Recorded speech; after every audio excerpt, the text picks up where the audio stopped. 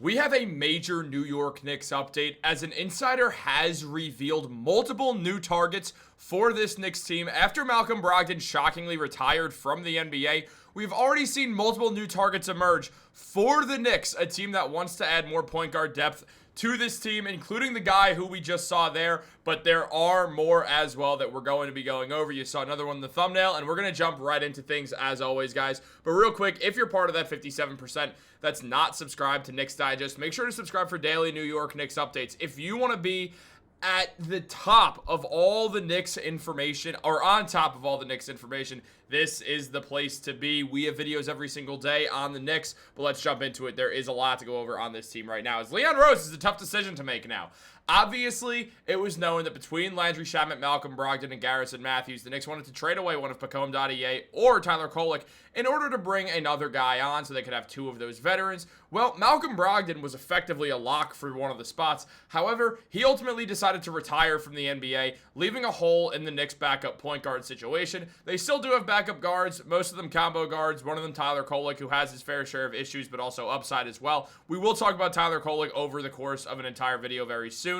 But in regards to this right now, Brogdon retiring did definitely leave a hole with the Knicks because they fully intended on adding Brogdon to the team. Both Stephen Bondy and Shams revealed that the Knicks were going to be signing Malcolm Brogdon to the roster. So with that in mind, obviously, it does change things. The Knicks want to add multiple veterans to the squad, and they want one of them to be a point guard. Well, Shamet and Matthews are not both point guards, and because of that, there definitely is some questions to what exactly the Knicks are going to be doing going forwards, and multiple targets have been revealed that Leon Rose is going after, as a new report from CP The Franchise mentions that there are multiple backup point guard options. They can put more of a point guard role for Jordan Clarkson or Deuce McBride along with Josh Hart. I don't really expect Josh Hart to be playing too much point guard. I know he sometimes can play a secondary playmaker role, but I don't really think he'll play a ton of point guard with the Knicks because the Knicks do have a bit of, they have some wings, don't get me wrong, but they could use some more size with those wings, so I imagine he'll be subbing in for Mikal Bridges more than anyone else, but also some OG Anunoby as well, of course. More time for Tyler Kolek, something that we are going to go over, especially after some recent stuff that is going to lead to a very interesting decision as well over the next few days. And on top of that, the other option is trade Mikal Bridges, sign Delon Wright, check in with Victor Oladipo, or big money Alec Burks as well. So CP mentioned multiple potential options for the team, starting with the own Knicks guards. There's Deuce McBride right here, who did play some backup point guard, a good amount of backup point guard last season, and had a solid year, putting up 9.5 points, 2.5 rebounds, and 3 assists per night, shooting 40% from the field and 37% from three, including 40% on the corner three, getting a steal per game. Deuce is an excellent point of attack defender. To me, he's more of a combo guard that's a bit of an undersized two, but can certainly play the one, has good shot creation, plays really well. Is he a primary passer? Not exactly, but he can definitely play the role in the pinch, but he's not the floor general that the Knicks need. Now, Jordan Clarkson can be a primary ball handler. We've seen it. He is a score-first guy, but so is Jalen Brunson. So adding another facilitator would be helpful, though Clarkson can play this role. Last year, he put up 16 points per game, 3 rebounds, and 4 assists, shooting 41% from the field and 36% from three. Knicks fans are worried about Jordan Clarkson's output this season, as thus far throughout the preseason, he has struggled to a degree. However, just last year, he was balling out. So I'm not as worried as other people are about Jordan Clarkson, and I do think he'll see his role increase with the Knicks, playing the scoring one role a lot. I think he'll actually be the primary ball handler over Deuce McBride, because Deuce is the better catch-and-shoot player after all. So it's going to be interesting to see how they navigate this with Clarkson as well. Now, again, there are other options on top of this. Now, again, as CP did mention, you can go for Mikal Bridges, Delon Wright, or check in with Victor Oladipo on top of Alec Burks. Now, Victor Oladipo obviously hasn't played in a while, and Delon Wright is an interesting option for sure as well. When we look at Delon, he quickly became a Knicks fan favorite with the way he performed in the playoffs. He probably did the best job of anyone guarding Tyrese Haliburton in the Eastern Conference Finals, and just gave them some serious stability and an actual floor general at the one. Now, it wasn't crazy numbers. He only put up 2 points, 1 assist, and a steal per game in those 4 games that he got rotational minutes in. So it's not like he did a whole lot that was visible on the stat sheet, but he was just a solid body for the Knicks, giving them good, efficient minutes while also actually being able to handle the ball and control the offense. Because of that, the Knicks will certainly look towards Delon Wright, a free agent after the Pacers waived him after he sustained a head injury.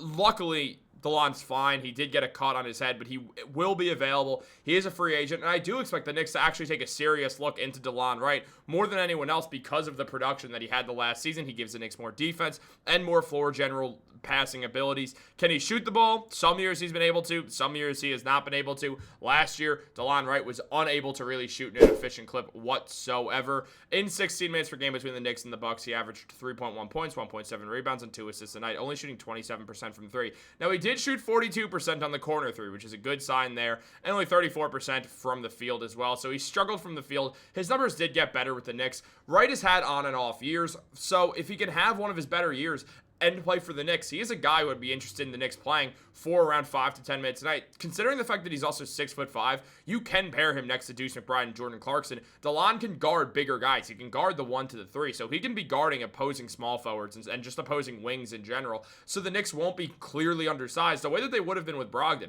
Wright also gives the Knicks better size than Malcolm Brogdon would have given them as well. So there is that to absolutely consider going forwards on top of this, which is important to note. Now, obviously, as well, there are other options. Victor Oladipo is one of them who I think the Knicks will also take a look at. As our friends Let's Talk Knicks mentioned on Twitter, Victor Oladipo over Garrison Matthews. Now, Knicks fans, they had a response to this by basically having some people say, Oladipo hasn't been healthy in like 4 years. What are you talking about? Nah, if we get Victor, it's over for the league.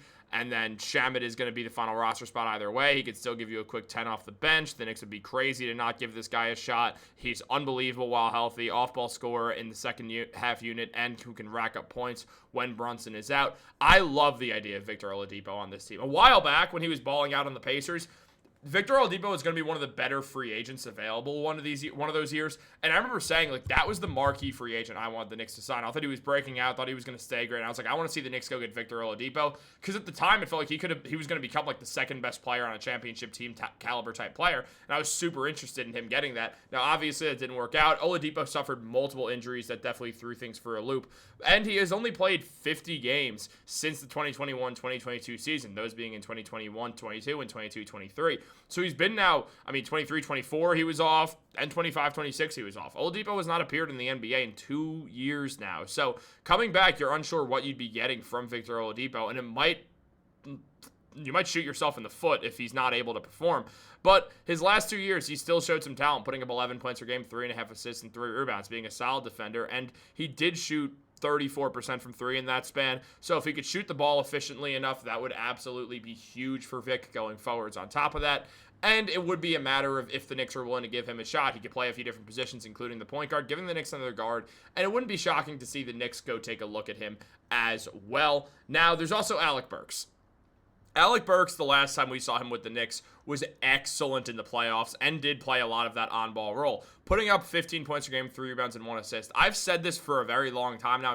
I was doing Knicks Digest. I remember recording the video, funny enough, with Darielle, when the Knicks traded for Burks and Bojan Bogdanovic. I absolutely loved the trade because there was no saving Quentin Grimes' Knicks career at that point. And Alec Burks, I just didn't want to see him play point guard. Well, Tibbs loves playing Alec Burks at point guard, and he did it again, which is not the optimal position for Alec Burks whatsoever, but he played excellent basketball in the playoffs, and there's no denying that with 15 points, 3 rebounds, 1 assist, shooting 50% from the field and 43% from three, Alec Burks was phenomenal. He then went on to sign with the Miami Heat in the following year. This was in 2024, so this was just last year that Alec Burks was a member of the Miami Heat. The numbers he put up were in smaller increments, but in 17 minutes per game, he put up 7 points, 2.5 rebounds, and 1 assist. He still shoots 42% from the three, where most of his shots come from. I would have absolutely no problem with the Knicks bringing in Alec Burks as well.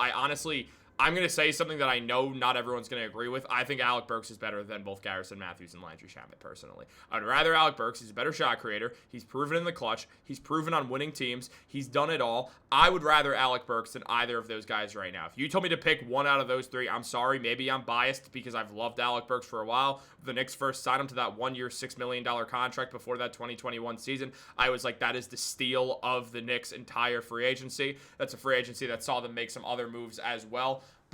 Or that 2020 free agency, excuse me, not 2021, the 2020 free agency. When the Knicks made the playoffs for the first time, they brought in Alec Burks off the bench, who was absolutely huge for them. Excellent shooter then, excellent shooter now. Someone you could trust to create his own shot, has no problem playing in the clutch, can really play three positions because he can play. He's a wing, in my opinion, but he's been used as a combo guard before, and I do trust Alec Burks a lot. The Knicks front office knows him. The Knicks front office trusts him. Leon Rose has acquired him twice. I have no problem going and getting Alec Burks a third time. I know a lot of Knicks fans are against this move, so I do want to hear from you. Out of those guys mentioned, out of Delon Wright, Alec Burks, and Victor Oladipo. Who would you want to see join the Knicks? I will say there's really positives to all of them. Delon Wright gives you a floor general, which I would love for the Knicks to have another one of, especially being able to guard multiple positions is absolutely huge. It makes him way more versatile than Malcolm Brogdon ever was. On top of that, I'm still mad about Brogdon not signing. Now, on top of that, you could go with Victor Oladipo. He's easily the biggest high-risk, high-reward type guy because you all of a sudden could be getting a double-figures guy who is absolutely incredible if he can bounce back to his old self. But you're hoping for that. Since he hasn't played in 2 years, that's definitely a risk, and you also have to hope he stays healthy so you're not paying a guy who's not healthy. Obviously, you can get a hardship exception if you need to, so you could sign someone else instead. But it's going to be, of course, a whole can of worms. Or Alec Burks. To me, he, in a lot of ways, is in the middle because Delon Wright's the highest ceiling type of guy there. He's a lower floor to some degrees, but he's the highest ceiling guy. Alec Burks, to me, is somewhere in the middle where it's like, if this works, this is going to be huge. Is it going to give us exactly what we need, though, is the question we have to ask ourselves. Guys, what do you think? Let me know in the comments down below. Like this video, subscribe, turn on post notifications. Have a great day, guys. Go Knicks.